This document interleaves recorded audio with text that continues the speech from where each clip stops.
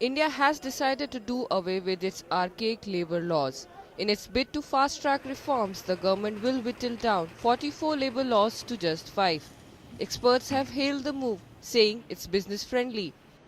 What happened to Nokia? I mean, they had to retain people for even after they had shut down their operations. It's a clear indication to any foreign investor or to any Indian investor that it's not easy doing business in India. So I think it is going to create a wave of optimism.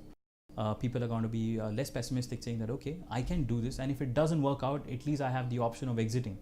I mean, if I'm going to be investing money and starting up a venture, and if I don't see an option of exiting, why would I do that? Under the new laws, firms with more than 300 staff are allowed to cut headcount, as long as employees are given a 3-month notice period. The reforms also curtail the development of unions because the number of required registered employees has now been bumped up.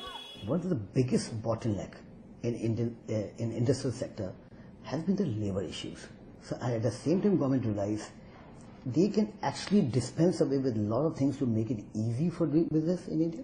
The country to be recognized as a manufacturing giant, and one by one we need to soften these impediments, facilitate the business. Now in doing this thing, government had to do a very delicate balancing. In a World Bank report on the ease of doing business, India ranked a dismal 142 out of 189 countries, faring worse than Rwanda, Iran and Papua New Guinea. The new laws may reflect the government's will to change, but it may be a long time before the proposals finally take shape. Angry trade unions are gearing up for a nationwide protest. They are demanding the laws be rewritten to include the input of the government, businesses and employees. Nidhi Rai, Channel News Asia, Mumbai.